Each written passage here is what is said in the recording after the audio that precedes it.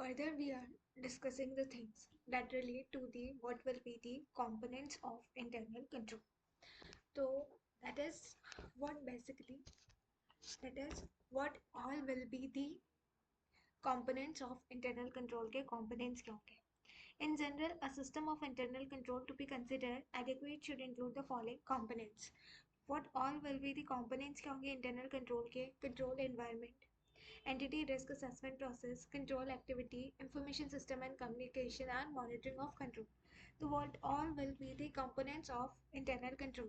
Components of internal control में क्या आएंगे? Control environment, entity risk assessment process, control activity, information system and communication and monitoring of control. तो ये सारी चीज़ें आएंगी. कंपोनेंट ऑफ इंटरनल कंट्रोल में कंट्रोल एनवायरनमेंट, एंटिटी की risk assessment process, control activity, information system and communication and monitoring. ये वाला part भी इंटरमीडिएट लेवल पर था. सबसे फर्स्ट आता है कंट्रोल एनवायरनमेंट. कंट्रोल एनवायरनमेंट के अंदर क्या क्या पूछा जाता है? The control environment encompasses the following element. Communication and enforcement of integrity and ethical value. Communication होगा, एनफोर्समेंट होगा इंटीग्रिटी का और एथिकल वैल्यू का. जो इफेक्टिवनेस ऑफ कंट्रोल के not rise about the integrity and ethical value. जो effectiveness है control के वो उससे ऊपर नहीं जा सकती है अबाउट द इंटीग्रिटी. एंड जो इफेक्टिवनेस है कंट्रोल की date can not rise about the, जो इफेक्टिवनेस है कंट्रोल की वो ऊपर नहीं जा सकती है इंटीग्रिटी और ethical value of people who create, administer, monitor that. Integrity and ethical behavior are the product of entities' ethical and behavioral standard, how they are communicated, how they are enforced and practiced. The enforcement of integrity and ethical value include, for example, management action to eliminate or mitigate incentive or temptation that might prompt personnel to engage in dishonest, illegal or unethical act. The communication of entity, जो communication होता है entity policy on integrity and ethical value में include the communication of behavioral standards to personnel through policy statement and code of conduct and by example. तो हम क्या बोलते हैं control environment में जो फर्स्ट एलिमेंट आता है उसमें बात किया जाता है अबाउट दी कम्युनिकेशन. उसमें बात किया जाता है about the how there will be the communication and enforcement कैसे होगा इंटीग्रिटी एंड एथिकल वैल्यू का. इंटीग्रिटी एंड कंट्रोल एनवायरनमेंट में फर्स्ट पॉइंट है इंटीग्रिटी एंड एथिकल वैल्यू का. इफेक्टिवनेस जो है कंट्रोल के not rise about the integrity. जो इफेक्टिवनेस है कंट्रोल वो इंटीग्रिटी और एथिकल वैल्यू उससे ज़्यादा नहीं है of the people who create, who administer and monitor them. Integrity and ethical behavior are the product of entities' ethical and behavioral standard. Integrity और ethical behaviour जो है वो प्रोडक्ट है एंटिटी के एथिकल और बिहेवियरल स्टैंडर्ड का. कैसे वो कम्युनिकेट किया जाता है, कैसे वो इन्फोर्स होता है प्रैक्टिस में. उसके बाद आता है कमिटमेंट टू कॉम्पिटेंस. सेकंड में जो हमारा कंट्रोल एनवायरनमेंट का जो सेकंड पॉइंट है उसमें बात किया जाता है about the commitment to competence. Competence is the knowledge in skill which is necessary to accomplish the task that define the individual job. Competence मतलब क्या होता है? एक ऐसा नॉलेज स्किल जो कि नेसेसरी है कि कैसे आप अकम्प्लिश करोगे टास्क को जो डिफाइन करता है इंडिविजुअल जॉब को. तो कमिटमेंट टू कॉम्पिटेंस बोलता है competence is the knowledge and skill. Competence क्या है? नॉलेज है, स्किल जो कि नेसेसरी है कि कैसे आप अकम्प्लिश करोगे टास्क दैट डिफाइन करेगा इंडिविजुअल की जॉब को. Participation by those charge with governance. Participation by those charge with governance में बोला जाता है कि जो एंटिटी की कंट्रोल कॉन्शियसनेस है वो इन्फ्लुएंस होगी significantly by those charge with governance. Participation by TCWG में हम ये बोलेंगे कि एंटिटी का जो कंट्रोल कॉन्शियसनेस है वो इन्फ्लुएंस करेगा significantly by those charge with governance. जो इंपॉर्टेंस है responsibility of those charge with governance is recognise in code of practice and other laws and regulation और guidance produce for the benefit of those charge with governance. जो दूसरी responsibility है TCWG की involve oversight of the design and effective operation of whistleblower procedure and process के है for reviewing the effectiveness of the entity's internal control. तो हम क्या बोलते हैं कंट्रोल एनवायरनमेंट में क्या आएगा कि इंटीग्रिटी एंड एथिकल वैल्यूज क्या है, कमिटमेंट टू कॉम्पिटेंस क्या है, पार्टिसिपेशन बाय टीसीडब्ल्यूजी दोस्त चार्ज विद गवर्नेंस क्या है. उसके बाद मैनेजमेंट की फिलोसॉफी क्या है, ऑपरेटिंग स्टाइल क्या है. मैनेजमेंट की फिलोसॉफी क्या है, ऑपरेटिंग स्टाइल क्या है, compasses a broad range of characteristics. For example management attitude क्या है, एक्शन क्या है टुवर्ड्स फाइनेंशियल रिपोर्टिंग में manifest themselves through conservative or aggressive selection from available alternative accounting principle and conscientiousness and conservatism with which accounting estimates are developed. फिर हम बोलते हैं organisational structure क्या है. ऑर्गेनाइजेशनल स्ट्रक्चर क्या है, in the sense that establishing, हम establish करेंगे relevant organisational structure includes considering की एरियाज क्या है, authority, responsibility and appropriate lines of reporting क्या है। Assignment of authority and responsibility में हम देखेंगे कौन सी ऐसी पॉलिसी जो रिलेट करती है appropriate business practice, knowledge and experience of key personnel and resource provided for carrying out the duties.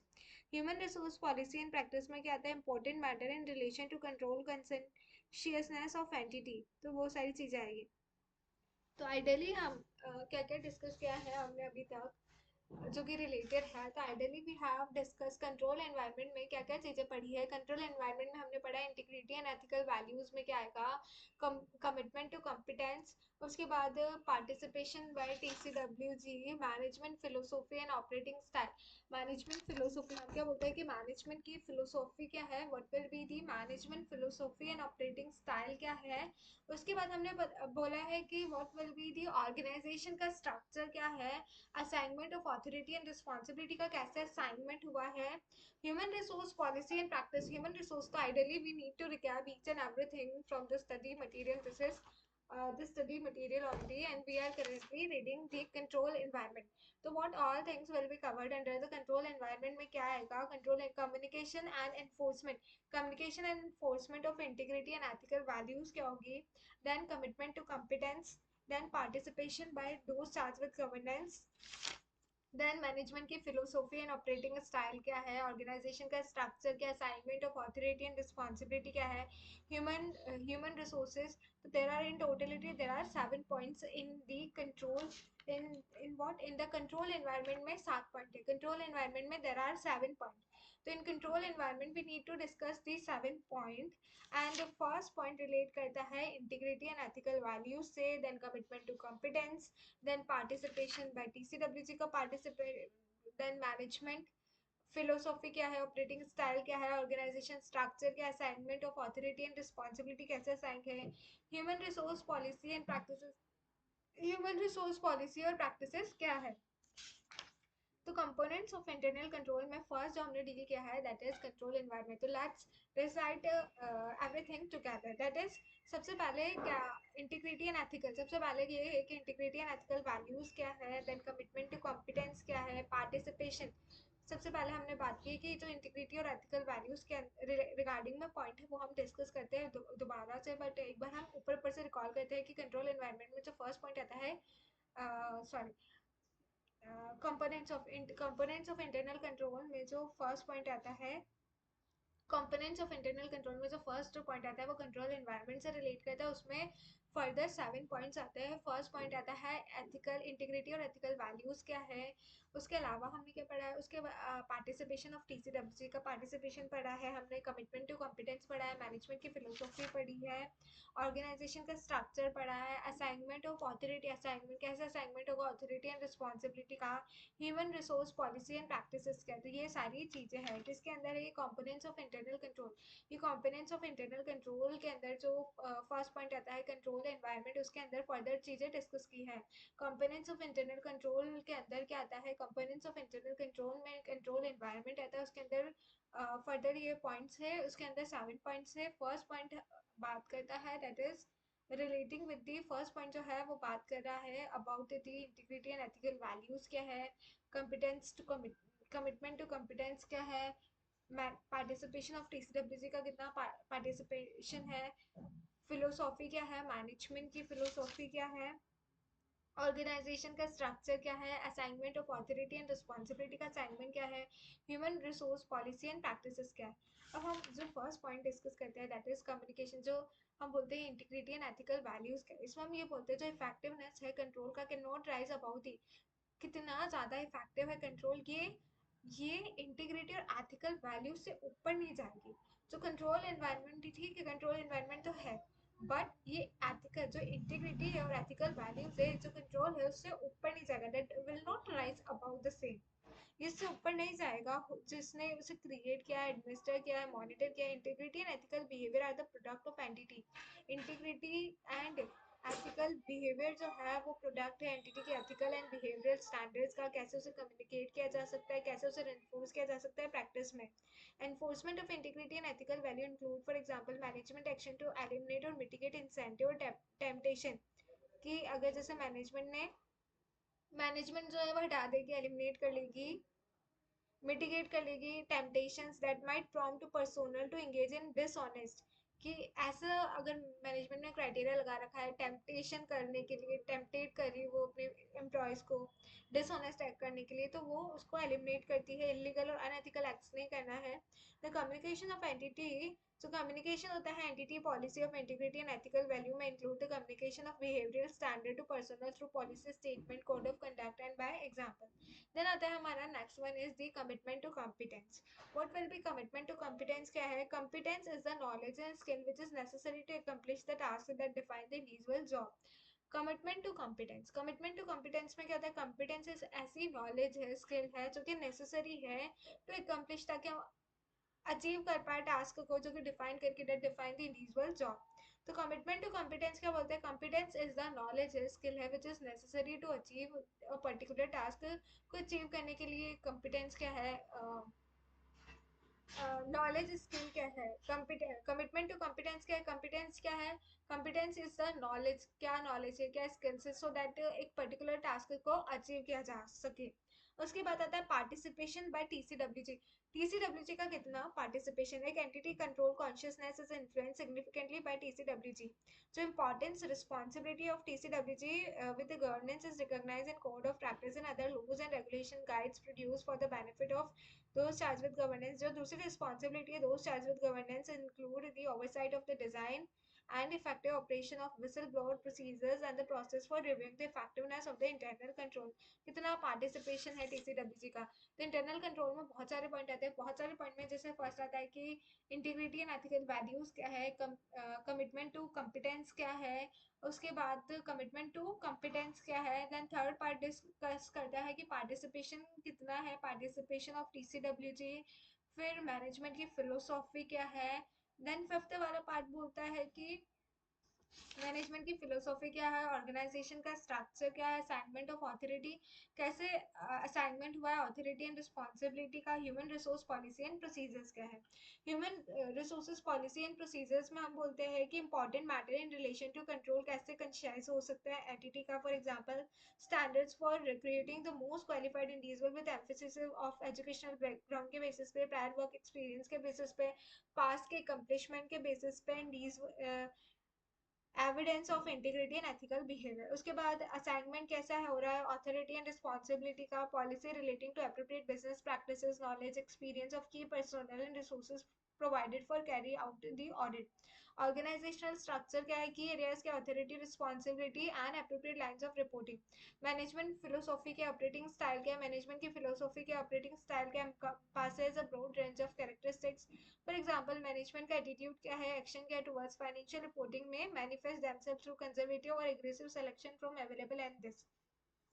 उसके बाद फर्दर हम डिस्कस करें that is entity risk assessment process. Entity के रिस्क असेसमेंट प्रोसेस क्या है, इसमें आता है हमारा एंटिटी का रिस्क असेसमेंट प्रोसेस इंक्लूड कैसे मैनेजमेंट आइडेंटिफाई कर रहा है बिजनेस रिस्क को जो कि रेलेवेंट है to the preparation of financial statement in accordance with entity applicable financial reporting framework, estimate their significance, assess the likelihood of their occurrence and decide upon action to respond and to manage them and the result thereof. Entity risk assessment process, इसमें क्या आता है, purpose the entities risk assessment process. Entity का risk assessment process क्या है, कैसे management identify कर रहा है बिजनेस रिस्क को जो कि रेलेवेंट है, preparation of financial statement in accordance with entity का एप्लीकेबल फाइनेंशियल रिपोर्टिंग फ्रेमवर्क क्या है, एस्टिमेट क्या significance, assess the likelihood of their occurrence और डिसाइड करेगा upon action to respond and to manage them and the result thereof. उसके बाद आता है हमारा दैट रिस्क कैन अराइज और change due to circumstances such as the following. उसके बाद हम डिस्कस कर रहे हैं दैट इज रिस्क जो अराइज होती है, रिस्क जो अराइज होती है और चेंज होती है। Just a minute.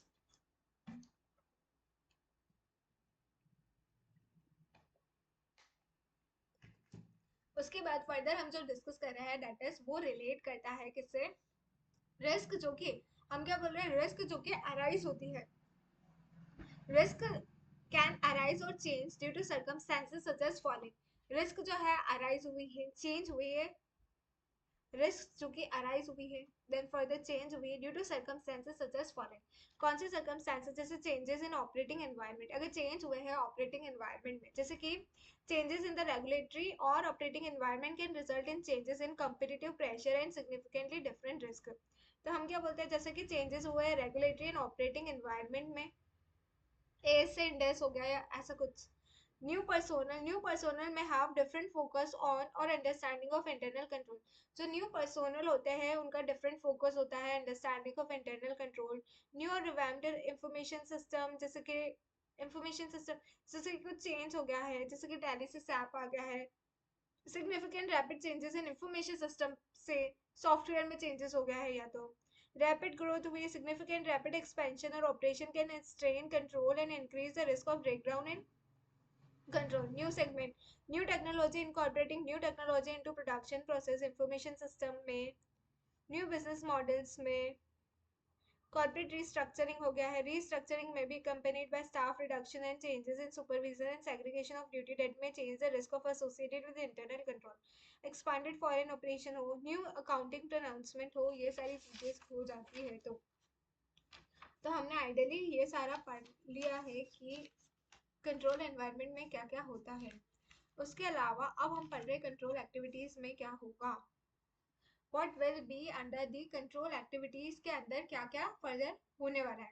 तो कंट्रोल एक्टिविटीज में क्या होता है कि परफॉर्म हम क्या करेंगे, that is just a minute, further जो हम डिस्कस कर रहे हैं दैट इज रिलेट कर रहा है, वो किससे रिलेट कर रहा है, कंट्रोल एक्टिविटी से रिलेट कर रहा है। कंट्रोल एक्टिविटी में क्या आता है, हमें परफॉर्मेंस रिव्यू देखना होगा, हमें इंफॉर्मेशन प्रोसेसिंग क्या है, फिजिकल कंट्रोल क्या है, सेग्रीगेशन ऑफ ड्यूटी क्या है, एंड ऑल सच थिंग हमें कंट्रोल एक्टिविटीज में देखनी होगी। तो कंट्रोल एक्टिविटी में क्या आता है, परफॉर्मेंस रिव्यू, कैसे आप परफॉर्मेंस रिव्यू करोगे, कैसे इंफॉर्मेशन प्रोसेसिंग होगी, कैसे फिजिकल कंट्रोल होगा, कैसे सेग्रीगेशन ऑफ ड्यूटी होगी। परफॉर्मेंस रिव्यूज में क्या होता है, what will happen under the performance review में क्या होगा कि रिव्यू एंड एनालिसिस, आप रिव्यू करोगे, एनालिसिस करोगे एक्चुअल परफॉर्मेंस का वर्सेस बजटेड के साथ, forecast and prior period performance जो कि रिलेट करता है different set of data operating और financial to one another together with analysis of relationship. Compare करोगे इंटरनल डेटा को एक्सटर्नल डेटा के साथ, रिव्यू करोगे फंक्शनल और एक्टिविटी परफॉर्मेंस। तो परफॉर्मेंस रिव्यू में क्या होता है, हम रिव्यू करेंगे, हम एनालिसिस करेंगे, हम रिव्यू करेंगे, हम एनालिसिस करेंगे एक्चुअल परफॉर्मेंस को बजटेड डेटा के साथ करेंगे। Just a minute, just a minute. Further जो हम पॉइंट डिस्कस कर रहे थे that is relating to the, वो किससे रिलेट करता है, वो कंट्रोल एक्टिविटी से रिलेट करता है। कंट्रोल एक्टिविटी के अंदर जो फर्स्ट पॉइंट है वो आता है परफॉर्मेंस रिव्यू। कैसे हम परफॉर्मेंस को रिव्यू करेंगे, कैसे हम परफॉर्मेंस को रिव्यू करेंगे, तो हम इसमें क्या करेंगे, रिव्यू करेंगे, एनालिसिस करेंगे एक्चुअल परफॉर्मेंस को बजटेड के साथ। हम कैसे परफॉर्मेंस को रिव्यू करेंगे, हम परफॉर्म करेंगे, रिव्यू करेंगे एक्चुअल को बजटेड के साथ, forecast and prior period performance relating to the different this, हम कंपेयर करेंगे इंटरनल डेटा को एक्सटर्नल सोर्सेज ऑफ इंफॉर्मेशन के साथ। तो परफॉर्मेंस हम क्या करेंगे, अल्टीमेटली कंट्रोल एक्टिविटीज में हम परफॉर्म, इससे पहले हमने पढ़ा था कंट्रोल एनवायरनमेंट में बहुत सारी चीजें थी वो हमने पढ़ ली है। अब हम जब पढ़ रहे हैं कि कंट्रोल एक्टिविटीज के अंदर क्या करेंगे, तो सबसे पहले हम परफॉर्मेंस रिव्यू करेंगे। हमें क्या करना है, रिव्यू करना है, हमें एक्चुअल को, हमें कंपेयर करना है एक्चुअल को बजटेड के साथ और इंटरनल को एक्सटर्नल सोर्सेज के साथ। ये सारे एग्जांपल्स आ जाते हैं इसमें परफॉर्मेंस रिव्यू में। प्रायर पीरियड परफॉर्मेंस देखेंगे relating to different set of data क्या है, ऑपरेशनल फाइनेंशियल क्या है, to one another together with the analysis of relationship and investigate and corrective actions क्या है, ये सारी चीजें हम देख लेंगे। उसके बाद इंफॉर्मेशन प्रोसेसिंग, इंफॉर्मेशन प्रोसेसिंग में क्या है, जो दो ब्रॉड ग्रुप है इंफॉर्मेशन सिस्टम कंट्रोल एक्टिविटीज के, वो है एप्लीकेशन कंट्रोल विच अप्लाई होंगे to the processing of individual application and general IT control which are, जिसमें आएगी पॉलिसी प्रोसीजर जो कि रिलेट करते हैं बहुत सारी एप्लीकेशन से, सपोर्ट करते हैं इफेक्टिव फंक्शन क्या है of application control and help करते हैं to ensure the continued proper operation of information system. तो हम क्या डिस्कस कर रहे हैं, हम डिस्कस कर रहे हैं इंफॉर्मेशन प्रोसेसिंग को, हम डिस्कस कर रहे हैं किसको, डिस्कस कर रहे हैं इंफॉर्मेशन प्रोसेसिंग को। तो दो ब्रॉड ग्रुप है इंफॉर्मेशन सिस्टम कंट्रोल एक्टिविटी के, वो क्या है, वो है क्या, that is what information processing के अंदर हम क्या कर रहे हैं, हम ये बता रहे हैं कि जो दो ब्रॉड ग्रुप है इंफॉर्मेशन सिस्टम कंट्रोल एक्टिविटी के, वो एप्लीकेशन कंट्रोल है. First one is application control, जो वो which apply to the processing of individual application, जो कि अप्लाई होंगे to the processing of individual application. वो किस पर अप्लाई होंगे, वो अप्लाई होंगे to the processing of individual application पर एंड जनरल आईटी कंट्रोल पर. वो अप्लाई होंगे, एप्लीकेशन कंट्रोल क्या है, जो कि अप्लाई होंगे to the processing of individual application पर और जनरल आईटी कंट्रोल पर. वो अप्लाई होंगे किस पर, इंडिविजुअल प्रोसेसिंग पर, जनरल आईटी कंट्रोल पर, which are policy and procedure, जो कि रिलेट करते हैं बहुत सारी एप्लीकेशन से, सपोर्ट करते हैं effective functioning of application control by helping to ensure the continued proper operation of information system. फिर आ जाता है हमारा फिजिकल कंट्रोल. तो कंट्रोल एक्टिविटी में सबसे पहले परफॉर्मेंस का रिव्यू कीजिए. फिर इंफॉर्मेशन प्रोसेसिंग, उसमें क्या देखना है कि आपको एप्लीकेशन कंट्रोल है, जनरल आईटी कंट्रोल्स है, पॉलिसी प्रोसीजर जो कि रिलेट करती है बहुत सारे एप्लीकेशन से, जो कि सपोर्ट करती है इफेक्टिव फंक्शनिंग ऑफ एप्लीकेशन से और हेल्प करती है in continue operation of the information system पर. फिर आता है हमारा physical control. The physical security of assets. Physical security क्या है, एडिक्वेट सेफ्गार्ड्स है या नहीं, सिक्योर फैसिलिटी क्या, over access to the assets and records. Authorisation क्या है, for access to computer programs and data file. What is authorisation, क्या है, for access to the computer programs and data files. में periodic counting कैसे होगी, comparison कैसे होगा, amounts shown on controls and etcetera etcetera. फिर आता है हमारा सेग्रीगेशन ऑफ ड्यूटी.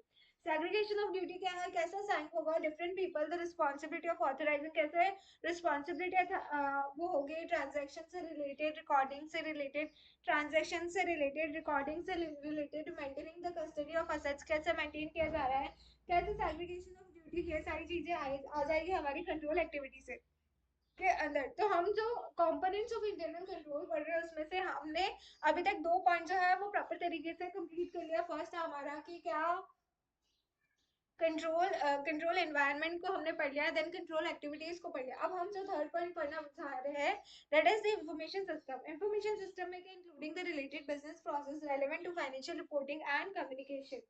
तो हमने कंट्रोल एक्टिविटी में से 4 चीजें पढ़ी, परफॉर्मेंस रिव्यू, इंफॉर्मेशन प्रोसेसिंग क्या होगा, physical control and segregation of duty कैसे होगी.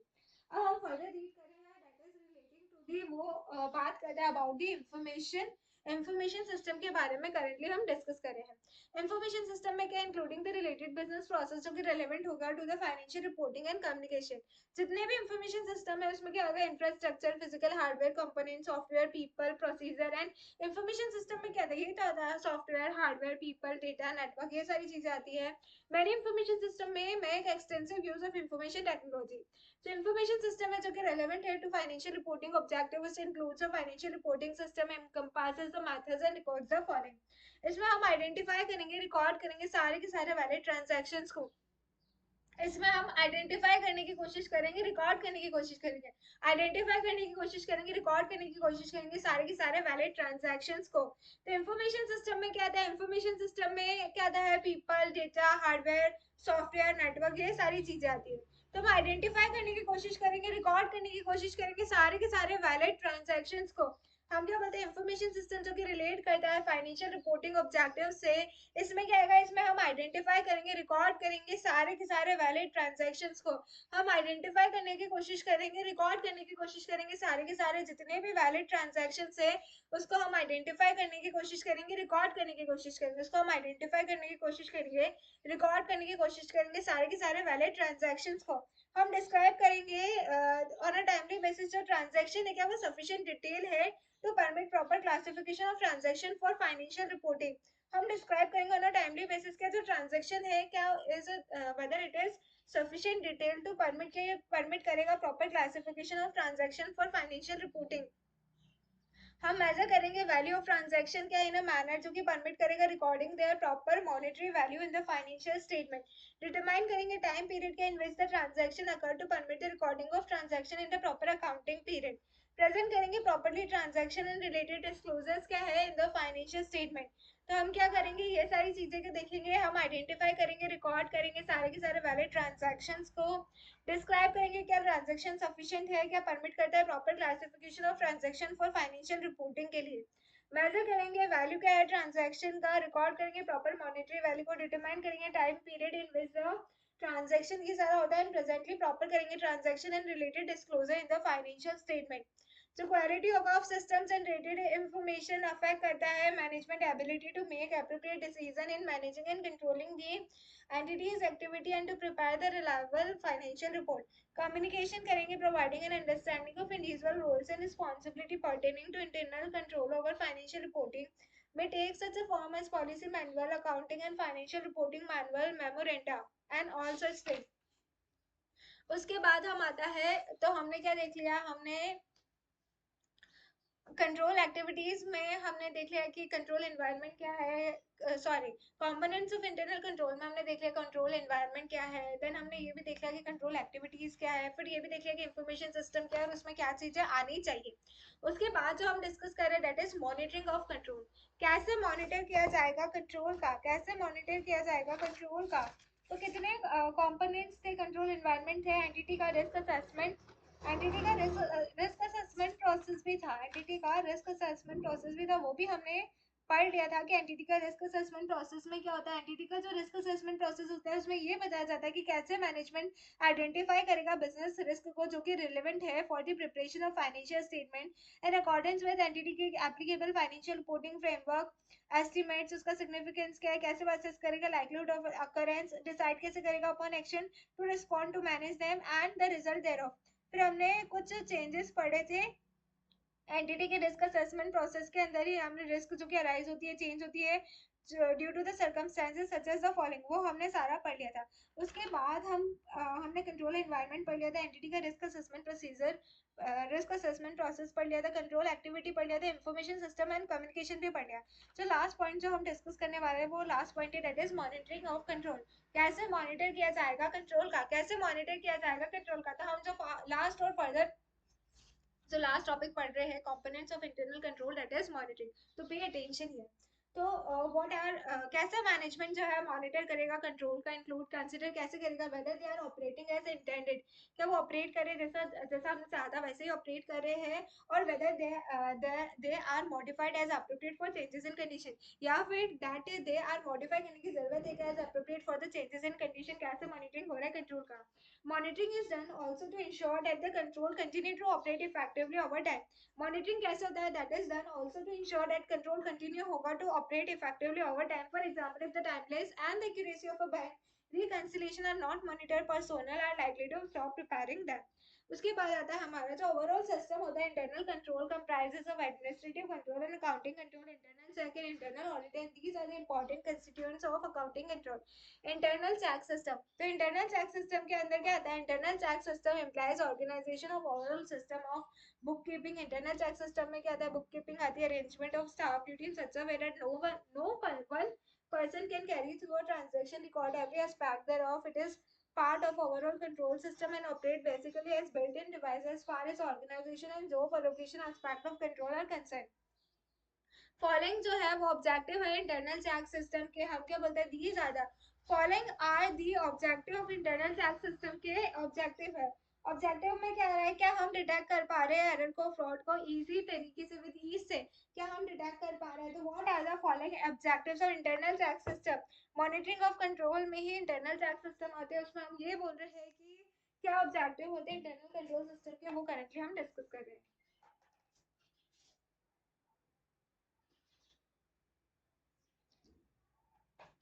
हमने ये बोला that what will be the objective of internal control system के ऑब्जेक्टिव्स क्या होंगे.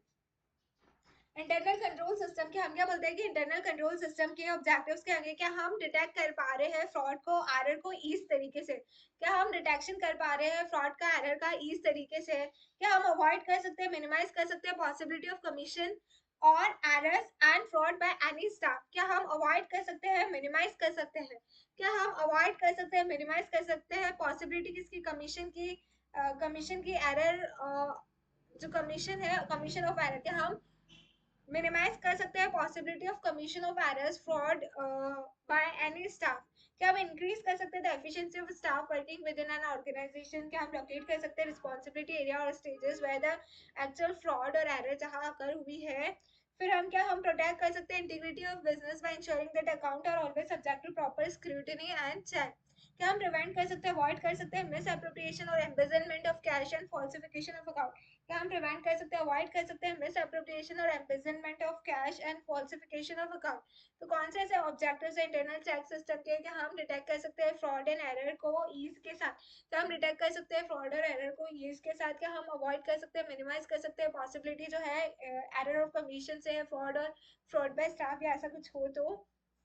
क्या हम इंक्रीज कर सकते हैं the efficiency of staff working within the organization? क्या हम लोकेट कर सकते हैं रिस्पॉन्सिबिलिटी एरिया और स्टेजेस वेयर एक्चुअल फ्रॉड और एरर अकर हुए हैं? क्या हम प्रोटेक्ट कर सकते हैं integrity of business by insuring the counter always subject to proper scrutiny and check?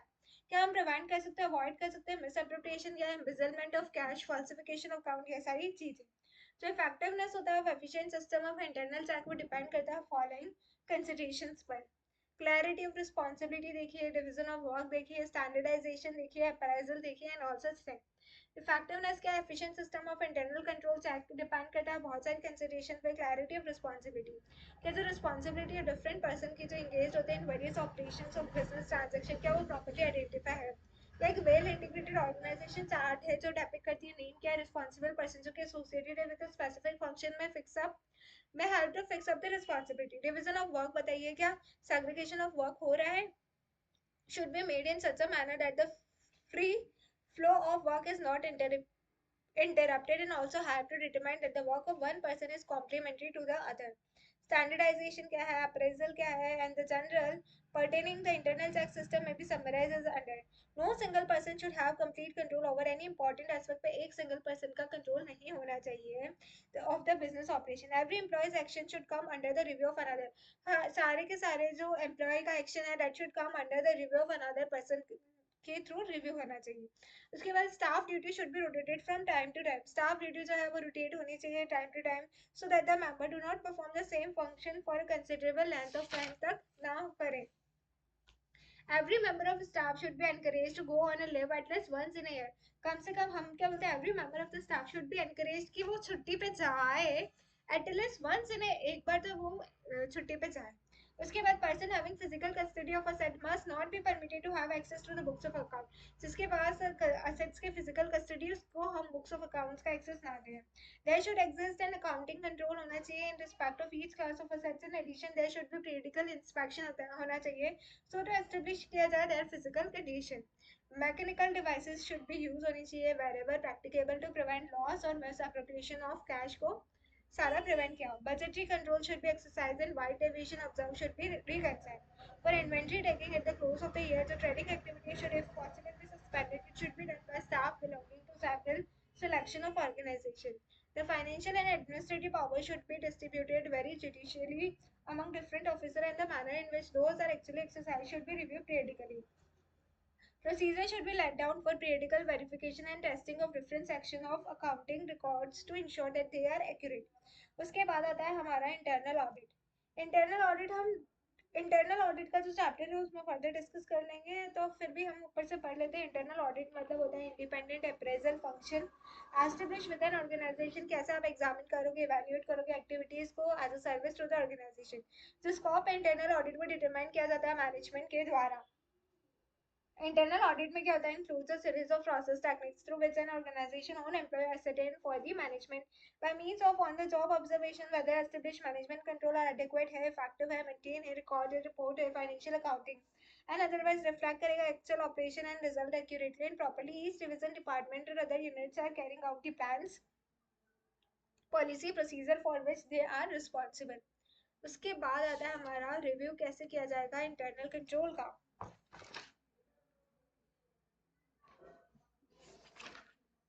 तो हम ये वाला पार्ट भी पढ़ लेते हैं कि कैसे रिव्यू होगा of the system of internal control.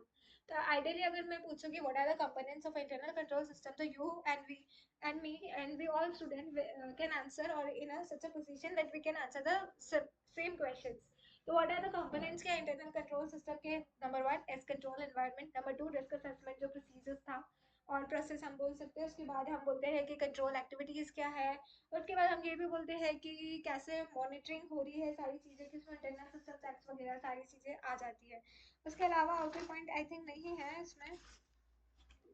Information system, क्या information system I forgot, sorry to say, but वो भी। उसके बाद हम बोलते हैं कि कैसे रिव्यू होगा सिस्टम ऑफ इंटरनल कंट्रोल का? कैसे रिव्यू होगा सिस्टम ऑफ इंटरनल कंट्रोल का? आपको इवैल्यूएट करना है डिजाइन ऑफ कंट्रोल इन्वॉल्व्स कैसे considering whether the control individually और इन कॉम्बिनेशन विद अदर, क्या वो कैपेबल है इफेक्टिव प्रिवेंट करने में, डिटेक्ट करने में, करेक्ट करने में material system material miss statement को।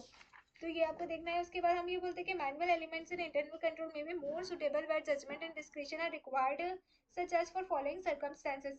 मैनुअल एलिमेंट्स जो है इंटरनल कंट्रोल में ज़्यादा सुटेबल है अगर लार्ज अनयूजुअल और नॉन रेकरिंग, अगर आपके लार्ज अनयूजुअल और नॉन रेकरिंग ट्रांजेक्शन है तो उसमें मैनुअल कंट्रोल जो है मैनुअल एलिमेंट्स जो है इंटरनल कंट्रोल के वो ज़्यादा इफेक्टिव होंगे। Circumstances where errors are difficult to define anticipate और प्रेडिक्ट, सर्कमस्टेंसेज जहाँ एरर जो है डिफिकल्ट है डिफाइन करना, प्रेडिक्ट करना, एंटिसिपेट करना, in changing circumstances that require a control response outside the scope of an existing automated control. In जब आप मॉनिटर करो इफेक्टिवनेस ऑफ ऑटोमेटेड कंट्रोल। जो रिव्यू है internal control system enable the auditor, कैसे आप formulate करोगे his opinion as to reliance he में place on the system itself, whether the system is such would enable the management to produce a true and a fair set of financial statements. कैसे आप locate करोगे the areas of weakness in the system so that the audit program and the nature, timing and extent of substantive and compliance audit procedure can be adjusted to meet the situation. उसके बाद internal control assessment and evaluation दूसरा topic आ जाता है।